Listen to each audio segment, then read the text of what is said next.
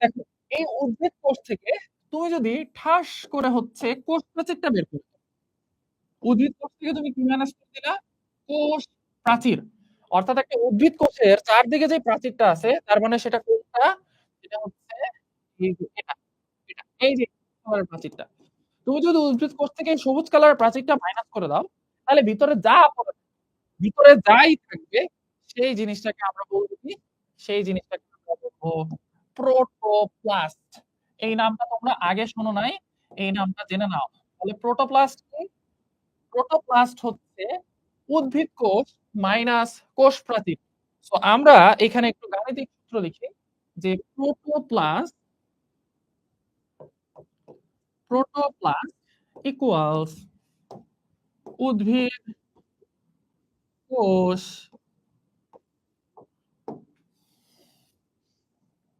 Minus কোষ প্রাচীর।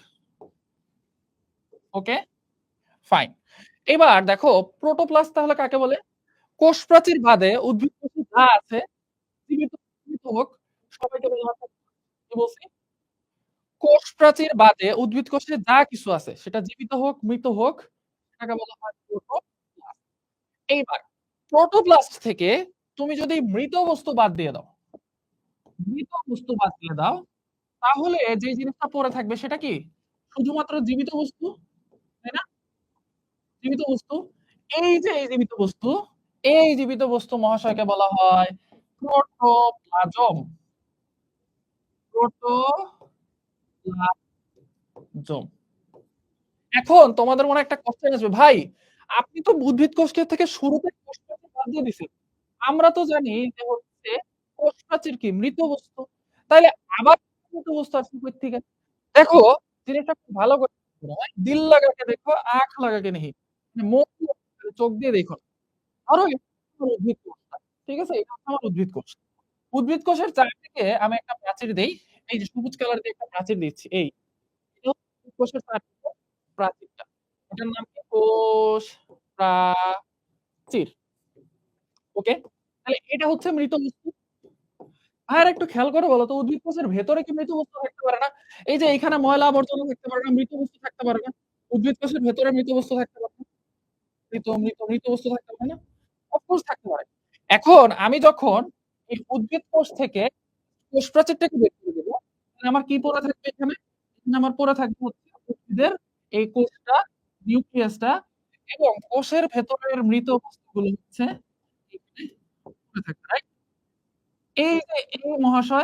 এই মহাশয়কে আমরা বলি হচ্ছে প্রোটোপ্লাস্ট। আর এই মহাশয়কে আমরা বলি উদ্ভিদ কোষ। উদ্ভিদ কোষ থেকে যখন আমরা কোষ প্রাচীরটাকে বাদ দিয়ে দেই তখন যে জিনিসটা পড়ে থাকে সেটাকে আমরা বলি প্রোটোপ্লাস্ট। এবার এই প্রোটোপ্লাস্ট থেকেও যদি আমরা মৃত বস্তু বের করে দেই, প্রোটোপ্লাস্ট থেকেও যদি আমরা মৃত বস্তু বের করে দেই, তাহলে এইখানের মধ্যে পড়ে থাকে শুধুমাত্র উদ্ভিদের জীবিত অংশটা। এই জিনিসটাকে বলা হয় হচ্ছে প্রোটোপ্লাজম। প্রোটোপ্লাজম। এখন তোমরা অনেকেই প্রোটোপ্লাজম মানে শুনছো থকথকে দইয়ের মতো তরল পদার্থ। থকথকে তেলের মতো তরল পদার্থ কথাটা আংশিক সত্য। এই প্রোটোপ্লাজমকে অর্থাৎ কোষের মধ্যে যে জীবিত বস্তু আছে সেইটাকে হচ্ছে ৩ ভাগে ভাগ। ভাইয়া আমি অত্যন্ত দুঃখিত, আমি তোমাদের প্রত্যেকটা কমেন্ট দেখতেছি। অনেকে হচ্ছে ২০০ লাইন লম্বা ১০০ লাইন লম্বা কমেন্ট লিখে রাখছো ভাইয়া, সাউন্ড প্রবলেম একই জিনিস দিয়ে। আমি বুঝতেছি ভাইয়া, বাট জিনিসটা হচ্ছে আমাদের টিম থেকে বলা হইছে যে আমাদের ক্লাসে সাউন্ডের কোনো প্রবলেম নাই। সো ভাই এটা প্লিজ আমার দোষ না। তোমাদের যদি কোনো প্রবলেম থাকে তোমরা আমাদের একাডেমিক যে গ্রুপটা আছে ওই গ্রুপে পোস্ট করো। তোমরা ভাইয়াদের ফোন দিয়ে জানাও। আমি আসলে ক্লাস থেকে বের হইতে পারতেছি না কারণ আমাকে ভাইয়ারা বলছে সাউন্ড ঠিক আছে। ঠিক আছে? আমি তোমাদের কাছে আন্তরিকভাবে দুঃখিত। আমি তোমাদের প্রত্যেকটা কমেন্ট দেখতেছি যে মাত্র রুজবা কমেন্ট করলা, সুলতানা মনি কমেন্ট করলা, সাফান আফিফ কমেন্ট করলা, অরণ্য বড়ুয়া কমেন্ট করলা, সাবিত ইবনে আমির কমেন্ট করলা, মোহাম্মদ আফজালুল হাসান কমেন্ট করলা। সবার কমেন্টে আমি দেখতেছি। বাট জিনিসটা হচ্ছে আমাকে টিম থেকে বলা হয়েছে আমাদের সাউন্ড প্রবলেম। ঠিক আছে? সুতরাং আমি ক্লাস চালায় যেতে বাধ্য। এখন চলে আসা হচ্ছে আমাদের এই প্রোটোপ্লাজম। প্রোটোপ্লাজমকে ৩ ভাগে ভাগ করা হয়। কি, কি? ৩ ভাগ হচ্ছে, একটা হচ্ছে নিউক্লিয়াস, একটা হচ্ছে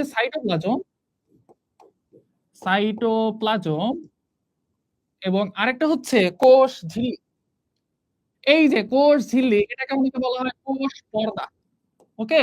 তাহলে দেখো কোষ ঝিল্লি জিনিসটা কি? এই যে এটা হচ্ছে আপনার কোষ ঝিল্লি। সাইটোপ্লাজম কোনটা? এই যে এখানে যে জট, জট তরল পদার্থ আছে এটা সাইটোপ্লাজম। নিউক্লিয়াস কোনটা? এই যে নিউক্লিয়াস। তার মানে এইটা হচ্ছে একটা প্রোটোপ্লাজম। আমি আশা করি এটা তোমাদের কাছে ক্লিয়ার। এইবার ভাই আপনি যে বলছেন থকথকে জেলির মতো তরল পদার্থ, ওই জিনিসটা কই? ওই জিনিসটা কই? এটা কি সাইটোপ্লাজম? না। এখনো সাইটোপ্লাজমকে আমরা থকথকে জেলির মতো তরল পদার্থ বলতে পারব না। আমরা সাইটোপ্লাজমকে বলব হচ্ছে ২ ভাগে ভাগ করতে হবে। সাইটোপ্লাজমকে কি, কি? একটা হচ্ছে সাইটোসল, আরেকটা হচ্ছে বিভিন্ন অঙ্গাণু। দেখতে পাচ্ছ আশা করি সাইটোপ্লাজমকে ২ টা ভাগে ভাগ করা হয়। একটা হচ্ছে সাইটোসল, আরেকটা হচ্ছে বিভিন্ন অঙ্গাণু। দেখো যদি তুমি সাইটোপ্লাজম থেকে সবগুলো অঙ্গাণুকে বের করে দাও। সাইটোপ্লাজম কোনটা? এইটা থকথকে তরল পদার্থ যেটা আছে এটা হচ্ছে সাইটোপ্লাজম। এই যে থকথকে তরল পদার্থ এটা হচ্ছে সাইটোপ্লাজম। এখন এই সাইটোপ্লাজম থেকে তুমি যদি এর অঙ্গাণুগুলোকে জাস্ট বের করে দাও, তাহলে যে জিনিসটা পড়ে থাকে থকথকে জেলের মতো পদার্থ সেটাই হচ্ছে সাইটোসল। ওকে? আচ্ছা। ভাই আমি কমেন্ট পড়তেছি। ভয় না আমি সবগুলো কমেন্ট পড়তেছি। তোমরা সবাই একই comment sound problem, sound problem. আমি ভাই বারবার বলতেছি আমাদের টেক টিম থেকে বলছে আমাদের সাউন্ডে কোনো প্রবলেম নাই। এখন আমি কি করব বলো? বলো। মাইকটা তো আমার এখানে মাইক্রোফোনও দেখাচ্ছে যে আমার মাইক্রোফোনের সাউন্ড ঠিকঠাক মতো আছে। আমি কি হাতে নিয়ে বলবো? এই যে দেখো একদম মুখের কাছে। এখন ঠিক আছে সাউন্ড? এখন বলো সাউন্ড ঠিক আছে? সাউন্ড ঠিক আছে এখন? এখন সাউন্ড ঠিক আছে? ঠিক আছে সাউন্ড? ঠিক আছে? এখন বুঝতে পারতেছো? ওকে। ঠিক আছে, ঠিক আছে, ওকে। এখন আমাকে কি আবার রিপিট করতে হবে? আবার রিপিট করব? আচ্ছা দেখো, আমি বলছি যে উদ্ভিদ কোষকে প্রধানত ২ ভাগে ভাগ করা হয়। একটা কোষ প্রাচীর, প্রোটোপ্লাস্ট। উদ্ভিদ কোষ থেকে যখন তুমি কি করবা? উদ্ভিদ কোষ থেকে যখন তুমি কোষ প্রাচীরটাকে বের করে দিবা, তখন যে জিনিসটা পড়ে থাকবে সেটাকে বলবে প্রোটোপ্লাস্ট। ধরো এই যে এটা একটা উদ্ভিদ কোষ। এই উদ্ভিদ কোষের বাইরে আছে কোষ প্রাচীর এবং ভেতরে আছে মৃত বস্তু। এখন উদ্ভিদ কোষের কোষ প্রাচীরটাকে তুমি যদি বের করে দাও, তাহলে যে জিনিসটা থাকে, এই পুরা জিনিসটা জীবিত হোক, মৃত হোক সবটাকে একসাথে বলা হয় প্রোটোপ্লাস্ট।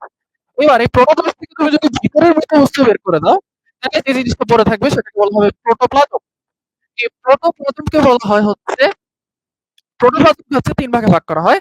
একটা হচ্ছে নিউক্লিয়াস, একটা সাইটোপ্লাজম, আরেকটা হচ্ছে কোষ ঝিল্লি।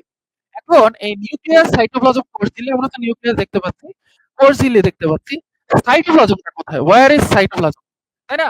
Where is cytoplasm? এখন দেখো হচ্ছে সাইটোপ্লাজমটা হচ্ছে এই যে মাঝখানের ভেতরে যা আছে না নীল কালারের পুরোটাই হচ্ছে সাইটোপ্লাজম। ওকে? আচ্ছা। এখন খেয়াল করো সাইটোপ্লাজমের ২ টা অংশ। একটা হচ্ছে সাইটোসল, একটা সাইটোপ্লাজমীয় অঙ্গাণু। আমরা যে হচ্ছে সাইটোপ্লাজমের মধ্যে দেখি না মাইটোকন্ড্রিয়া, প্লাস্টিড, রাইবোসোম ইত্যাদি, ইত্যাদি থাকে না? এখন ঠিক আছে না রে ভাই? এখন মাইক ঠিক আছে তো? এখন তো থাকার কথা ঠিক।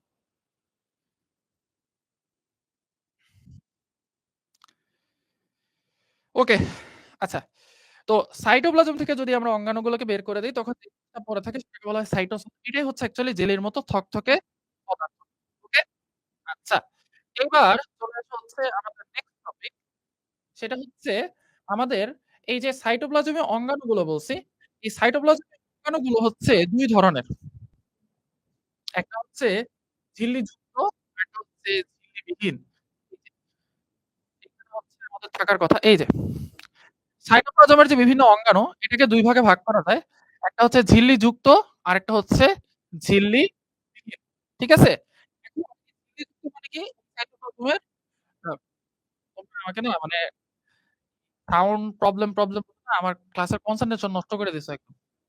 ঠিক আছে?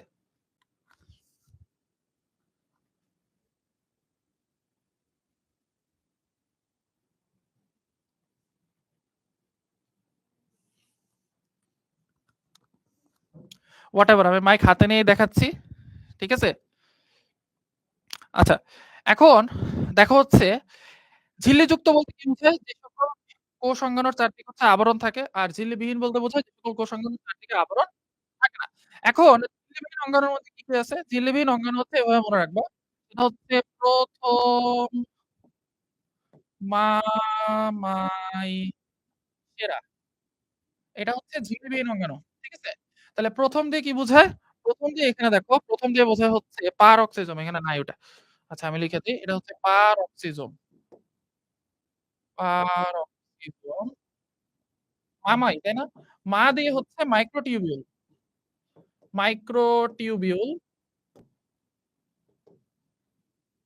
দেন মা দিয়ে হচ্ছে মাইক্রোফিলামেন্ট।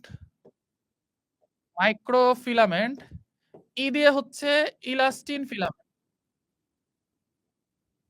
সে দিয়ে হচ্ছে সেন্ট্রিওল। এখানে একটা কাহিনী আছে। সেন্ট্রিওলের ঝিল্লি নাই কিন্তু সেন্ট্রোসোমের ঝিল্লি আছে। আর এটা হচ্ছে রাইবোজোম। রাইবোসোম। সো এগুলো হচ্ছে আমাদের ঝিল্লিবিহীন। ঠিক আছে? তো এগুলো হচ্ছে আমাদের ঝিল্লিবিহীন সাইটোপ্লাজমীয় অঙ্গাণু। এখন খেয়াল করে দেখো যে আমাদের সেন্ট্রিওলের মধ্যে আমি বলছি হচ্ছে ঝিল্লি নাই। কিন্তু আমি যখন একটা সেন্ট্রিওলের গঠন আঁকবো তখন এভাবে আঁকবো। এই যে এটা হচ্ছে আমাদের সেন্ট্রিওল, এটা হচ্ছে সেন্ট্রোজোম। এইটার ভেতরে হচ্ছে থাকে আমাদের ২ টা অংশ। এই, এই। এখন এই জিনিসটা হচ্ছে আমাদের সেন্ট্রিওল। তাহলে দেখো এই জায়গাতে সেন্ট্রিওল কোথায় আছে? ভেতরে। সেন্ট্রিওলের চারদিকে যে পদার্থটা থাকে ডট, ডট, ডট, ডট এই জিনিসটাকে বলা হয় সেন্ট্রোস্ফিয়ার। সেন্ট্রোস্ফিয়ার। স্ফিয়ার মানে কি? স্ফিয়ার মানে হচ্ছে SPHERE স্ফিয়ার মানে হচ্ছে গোলক। এই তরল পদার্থটা কি করে?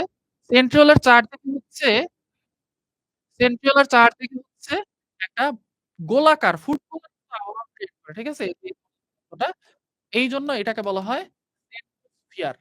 আর সেন্ট্রিওল প্লাস সেন্ট্রোস্ফিয়ার ২ টাকে একসাথে বলা হয় সেন্ট্রোজোম। সো আবরণটা কিন্তু অ্যাকচুয়ালি সেন্ট্রোজোমের। সেন্ট্রিওলের কিন্তু নিজস্ব কোনো আবরণ নাই। ঠিক আছে?